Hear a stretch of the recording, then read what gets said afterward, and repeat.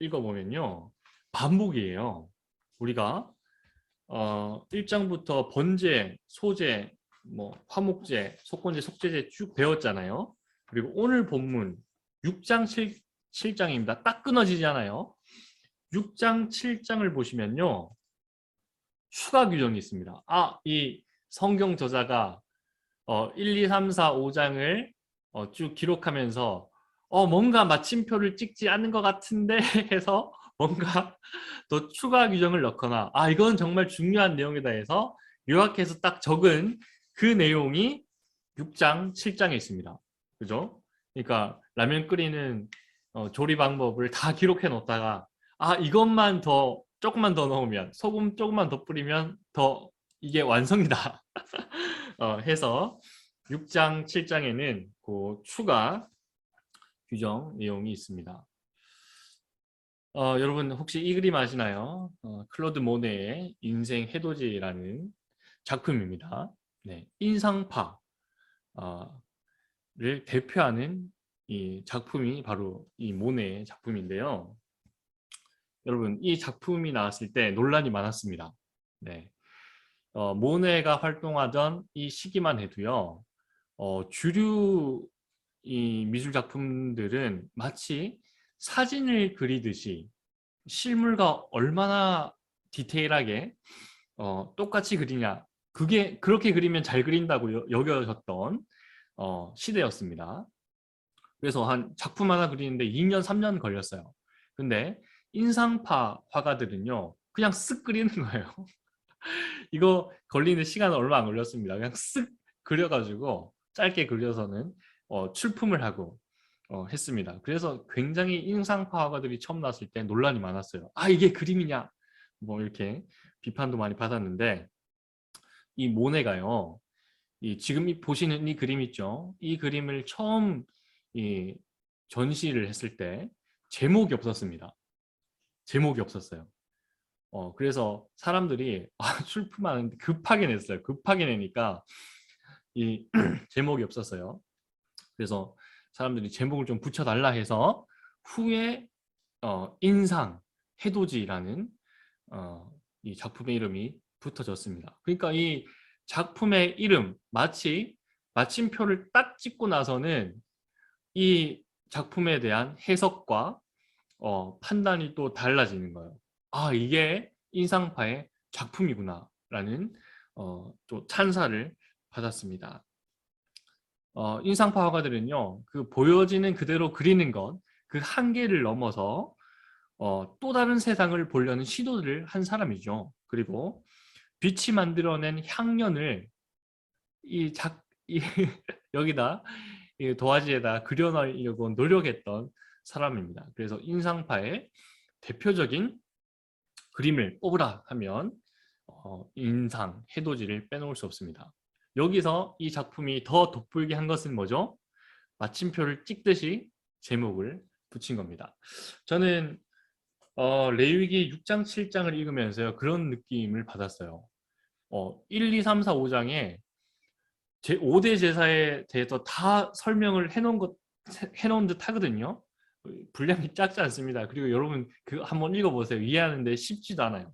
그런데 여기다가 뭔가 아쉬워서 마침표를 찍듯이 마치 인상의 해돋이라는 제목을 붙여서 작품을 완성시켰듯이 레위기의 저자는 6장과 7장을 기록함으로 추가 규정을 붙임으로 이 레위기 제사에 마침표를 붙인 것 같다라는 인상을 받아서 제가 이 작품을 한번 소개해 보았습니다.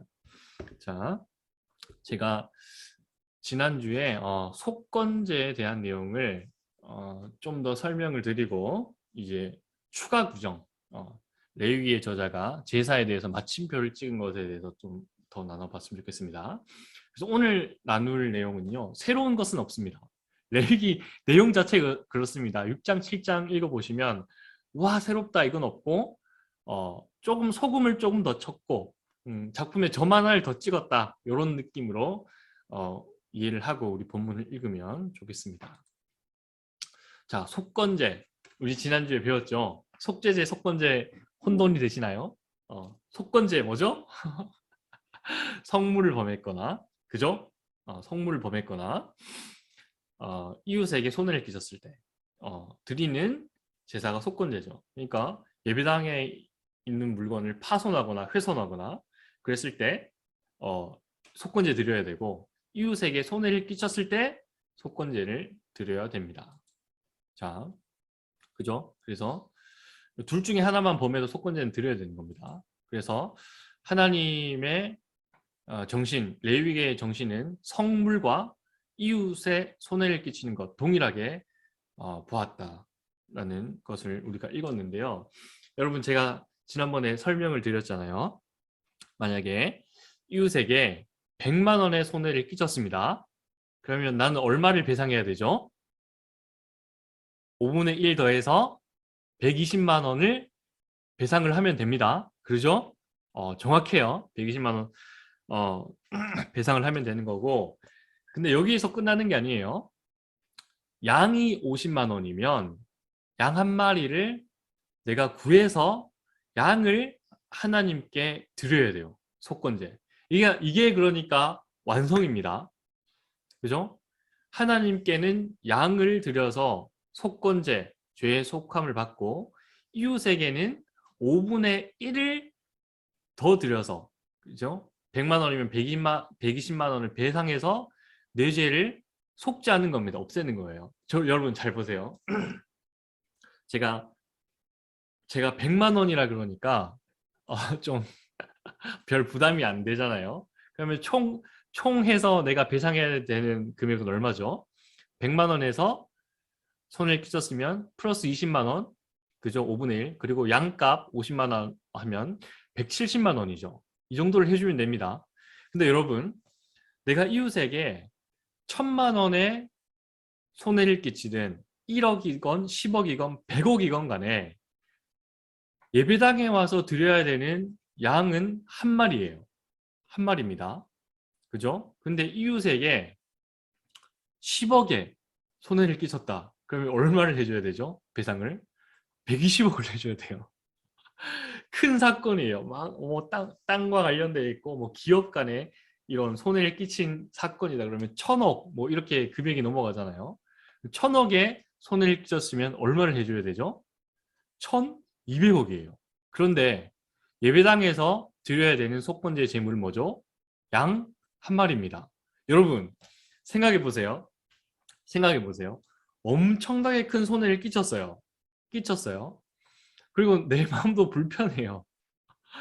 불편해요. 근데 내가 좀 쉽게 악한 인간의 관점으로 내가 좀 더 쉽게 내 마음에 속죄받는 방법을 찾으라면 어느 쪽을 둘 중에 하나만, 원래 둘 다 해야 됩니다. 둘 다 해야 되는데 둘 중에 하나만 택하라면 어느 걸 택하겠어요? 양 한 마리를 택하겠죠. 그리고 하나님한테 찾아가서 저 잘못했습니다 하나님 하고 뭐 용서는 받으려고는 하지만 큰 피해를 끼친 이웃에게는 찾아가지 않으려는 악한 인간의 본성이 여기에 있습니다. 그죠? 자, 하나님께 찾아가서 양 한 마리만 드려서 속건제를 드렸다. 이거는 절반의 제사입니다. 절반의 제사입니다. 온전한 제사가 아니에요. 자, 이런 경향이 우리 개신교인들에게 좀 두드러지게 나타나요. 제가 지난번에 오징어 게임 설명을 드렸죠. 이런 사람들 절반의 제사만 드린 겁니다. 절반의 제사만 하나님께만 찾아간 거예요. 그리고 이웃에게는 이 5분의 1의 배상을 하지 않은 거죠. 이 사람도 마찬가지고, 그죠? 이 사람도 아버지가 뭐 가정폭행하고 뭐 딸한테 몹쓸 짓 하고 이러면 하나님께만 찾아가서 배상을 하면 안 되는 거예요. 그죠? 고통을 끼친 가족들에게도 찾아가서 5분의 1 더해서 배상을 하고 용서를 받아야 되는 게 마땅한 겁니다. 하나님께만 찾아가서 용서를 빌었다고 해서 속건제의 제사가 완성되는 게 아니라는 것을 제가 말씀을 드립니다. 자, 이렇게 해서 속건제에 대해서 조금 더 부가 설명을 드렸고요.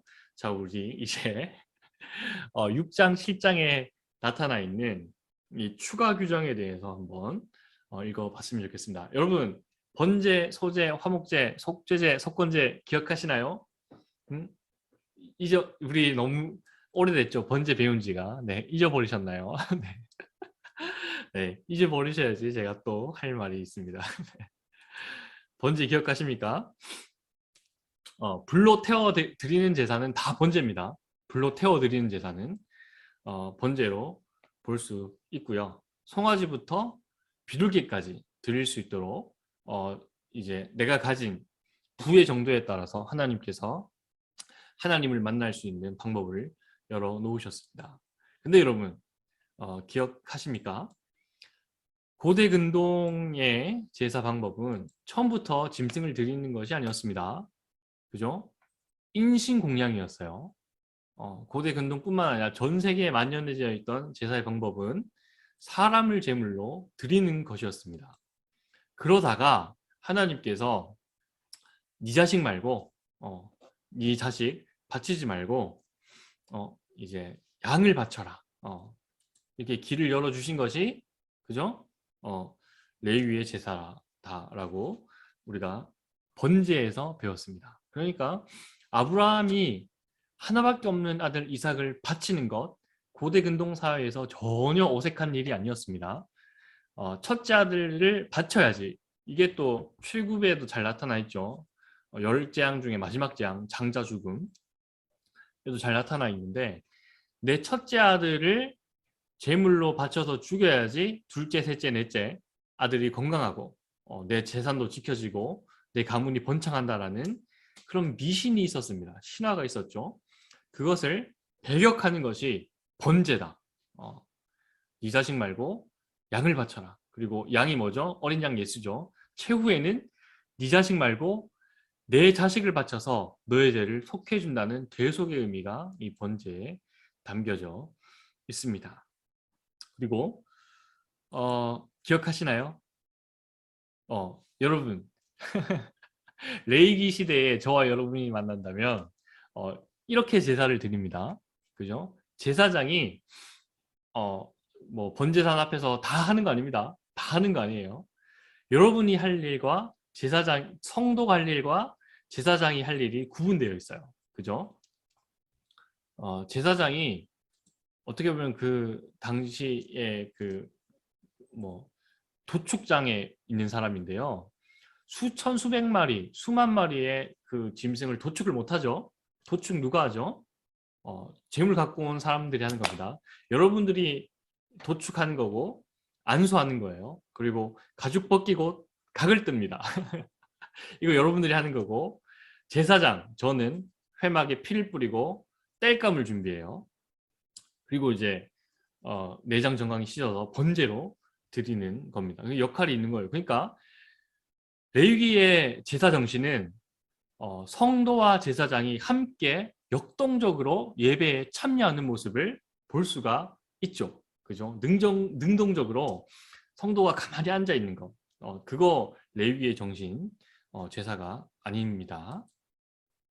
자, 여기 6장에 나타나 있는 추가 규례입니다. 다 적어놓고 추가 규례가 있는데요. 추가 규례와 중요한 거를 반복해서 6장, 7장에 기록해 뒀어요. 순서가 좀 다르지만 그죠? 우리 번제의 추가 규례를 봅시다. 마침표를 찍어 놓은 거예요. 자, 12절에 보면요. 아침마다 이 땔감을 준비해야 돼요. 불이 꺼지면 안 돼요. 아침마다 언제 제사 드리러 올지 모르잖아요. 사람들이. 그러니까 불이 항상 남아 있어야 돼요. 그죠?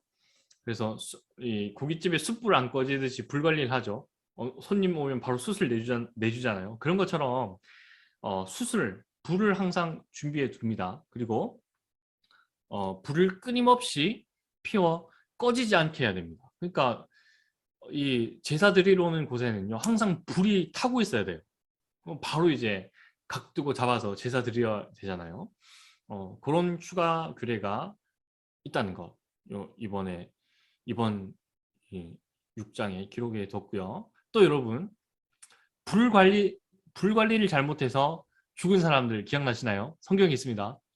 이 규정 지금 우리가 읽은 이 규정을 잘못 사용해서 죽은 두 사람이 있어요. 나답과 아비후, 이 아론의 아들들이에요. 아론의 후계를 이어서 대제사장까지 될 수 있었던 아들인데요. 불관리를 잘못해서 세상을 떠납니다. 이게 무섭죠. 무섭죠. 우리가 읽은 요 구절이에요. 불을 잘 관리를 해야 돼요. 꺼지지 않도록. 근데 이 불을 잘못 관리해서 나답과 아비후가 세상을 떠났습니다. 요 기록이 있어요. 그래서 이 사람들이 대제사장 되지 못하죠. 다른 아들이 됩니다. 이 추가 규례가 6장, 7장에 있다는 것 말씀드리고요. 또 우리 소제, 이건 완전 다른 음식입니다. 라면 아니에요. 라면 아니고 완전 다른 음식이에요. 가루로 드리는 제사입니다. 제사인데 말씀드렸죠. 맛없는 빵이에요. 누룩꿀 못 넣고요. 소금만 넣어서 먹을 수 있습니다. 여러분 집에서도 얼마든지 프라이팬에 밀가루 볶아서 소금 조금 넣고 만들 수 있는 음식입니다. 이 소재에 대한 추가 규례가 있습니다. 여러분 소재의 특징 기억하십니까? 소재의 특징. 소재의 특징. 비둘기도 못 드리는 사람. 이 가난한 사람들이 드리는 제사가 소재죠. 그렇죠? 소재입니다. 이 소재에 추가 규례가 있는데요. 보세요. 아론 대제사장입니다. 아론의 이 자손들, 이 제사장들의 대대로 이어지는 영원한 소득이요. 소재입니다. 고기가 아니에요. 고기가 아니에요. 그러니까 제사장은 가장 가난한 사람들이 드리는 제사, 가장 가난한 사람들이 먹는 음식을 대제사장이 먹으라는 규례가 여기에 있는 겁니다. 또 언제 먹냐면요. 20절 보시면요. 기름 부은 날, 목사 안수식 받는 날이에요. 이때 빠지지 않는 예물이요. 소재예요. 그러니까 목사 안수 받을 때 그 안수위원 목사님들이 이런 얘기하죠. 가보신 분들은 아시지만 가난하고 소외되고 그죠? 땅끝에 있는 선교지에 있는 사람들 섬기는 귀한 목사님들 되시기를 바랍니다라는 이, 이 제언의 말씀이 빠지지 않습니다. 안수식 받을 때. 그리고 여러분 권사 임직도 앞두고 있는데 하나님의 기름 부음 받은 사람들에게 빠지지 않는 규정이 뭐죠? 가난한 사람들, 그죠? 고아와 과부들 소외시키지 말라는 이 권면의 말씀이 위임식 때 교회 직분자들에게 항상 권면의 말씀으로 직무로 포함되는 것을 볼 수가 있습니다. 그러니까 하나님께서요 기름 부음 받아서 기름을 부어서 세우신 사람들에게 소재를 먹게 하세요. 딱 규정을 해놨어요. 소재를 먹으라고. 이것은 너희가 세워진 이유가 가난하고 소외된 이웃을 돕고 섬기기 위해서 너희가 세워졌다라는 의식을 소재를 넣어서 여기 이 법으로 정하고 있는 거예요. 그죠? 그죠? 그러니까 가장 가난한 사람들의 제사 공물을 먹으면서 아론의 자손들은 그 사람들을 소외시키고 배제할 수 없는 것을 볼 수가 있는 겁니다. 이 소재의 추가 규정입니다. 또 우리 속죄제 한번 볼까요, 여러분? 속죄제 기억나시나요? 속죄제가 뭐죠? 속죄제가 뭐죠? 속건제, 속죄제 혼돈이 되시나요? 속죄제는 그죠? 이 제사장, 온 백성, 족장, 평민이 범죄했을 때 드리는 제사인데 책임과 직급에마다 이 드리는 제물이 달랐는데 이것에 대한 추가 규정이 오늘 또 기록이 되어 있습니다. 어떤 규정이 있냐면요. 여러분 보세요. 26절입니다. 죄를 위하여 제사 드리는 제사장이 그것을 먹되 이거는 먹을 수 있어요. 먹을 수 있어요. 먹되 어디서 먹냐면 회막들 거룩한 곳에서 먹을 것이며 그러니까 밖에 가져가서 못 먹는 음식입니다. 그러니까 제사 의례에 따라서 지정된 곳에서 먹으라는 거예요. 그 먹는 것도 이 예배입니다. 제사고. 그죠? 이거는 먹을 수 있어요. 다 못 먹는 건 아닌데 일단은 먹을 수 있다. 이거. 그리고 누가 먹냐면 화목제처럼 성도가 나눠 먹는 게 아닙니다. 그죠? 제사장이 먹을 수 있어요. 제사장이 먹고요. 그리고 좀 헷갈리시죠? 이건 또 잠이 쏟아질까 봐 또 걱정이 되지만 조금 이제 어렵지만 한번 읽어봅시다. 일단은 하나님 말씀하십니다. 이거 먹을 수 있다.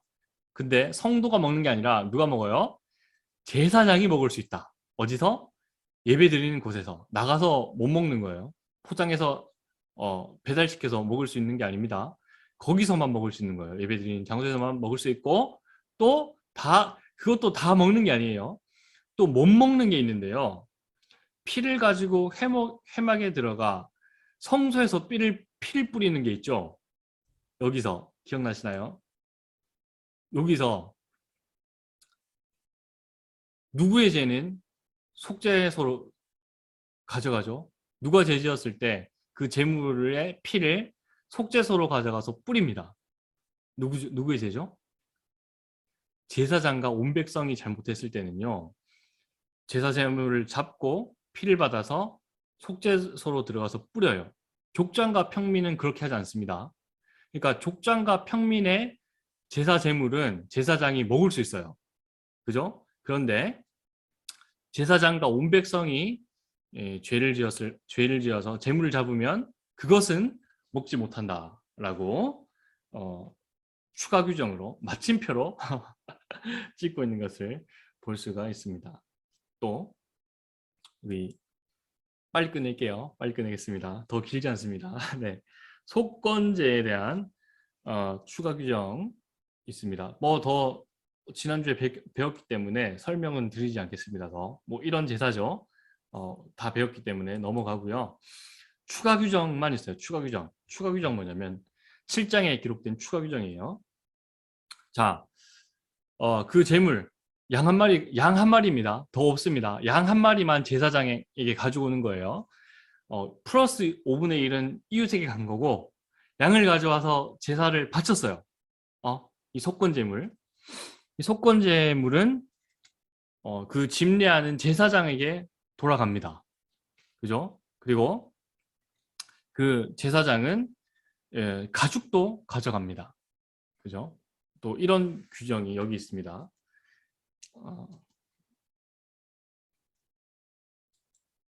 또 마지막으로 화목제입니다. 화목제. 화목제 기억나시나요? 화목제 뭐 하는 제사죠? 유일하게 성도들이 나눠 먹을 수 있는 제사가 화목제입니다. 자, 화목제 먹으러 가자. 화목제 드린다 그러면 무슨 날이죠? 고기 먹는 날입니다. 화목제 먹으러 가자 하는 날 고기 뷔페 가는 날이에요. 그죠? 이 당시에 단백질 섭취가 쉽지 않았습니다. 그래서 제사 드리는 그날 화목제 드리는 그날 가야지 고기 한 점 먹을 수 있는 날이죠. 자, 이 화목제가 또 성찬과도 연관이 있다 말씀드렸습니다. 어린 양 예수 그리스도, 화목제 예수님, 신약에서 계속해서 화목제 예수님으로 설명을 하고 있죠. 화목제 나눠 먹고 피와 살을 나눠 먹는 것, 어린 양 화목제 예수님으로 우리가 배웠습니다. 여기 또 추가 규정이 있습니다. 추가 규정이 있어요. 자, 감사함으로 드리는 화목제물. 그러니까 감사헌금이에요. 감사헌금. 감사헌금 개념으로 드리는 화목제물은요. 그날 먹을 수 있어요. 그리고 좀 그날 너무 다 못 먹는다. 소 한 마리를 다 먹어야 돼요. 이웃들과 이웃 몇 가정과 소 한 마리를 다 먹어야 되는데 그날 다 못 먹으면 이튿날 아침까지 두지 말라. 그러니까 밤새 먹을 수 있는 겁니다. 새벽까지 먹을 수 있는 거예요. 근데 그 이상은 못 먹어요. 다 이제 정리해야 됩니다. 그러니까 먹는 것도 예배고 제사죠. 네. 포장해서 못 가져가는 겁니다. 그 자리에서 끝내라는 거예요. 그리고 이 감사헌금으로 드리는 화목제물의 개념은 이렇습니다. 그리고 보세요. 화목제도 또 한 가지 더 타입이 있는데 서원, 제가 신학교 가겠습니다. 우리 교회는 아직 있는지 없는지 모르겠습니다. 다른 교회는 뭐 덜어 있는데, 그죠? 다른 교회 성도님들이 뭐 우리 그 성도님들 자녀 중에 신학교 간다 그러면 막 축하해주고 뭐 교회 잔치처럼 하는 경우도 있습니다. 뭐 그런 경우에 드리는 화목제물은요 3일까지 먹을 수 있어요. 며칠 더 먹을 수 있죠. 3일까지 먹을 수 있는 그런 경우도 우리 여기 기록되어 있습니다. 자, 이렇게 또 추가 규정이 이렇게 기록된 것을 우리가 보았습니다. 자, 좀 6장과 7장은 좀 어렵죠? 네, 어렵습니다. 뭐 짧게 해서 요약해서 추가 규정이기 때문에 이렇게 우리가 읽었는데요. 이 5가지 제사로 하나님을 깊이 만날 수 있는 길을 열어 주셨습니다. 그죠? 그리고 나서는 그 다음부터는요. 다른 내용들이 쭉 이어집니다. 다른 내러티브가 이어지는데 거기서도 또 하나님 주신 뜻과 의미가 있을 줄 믿습니다.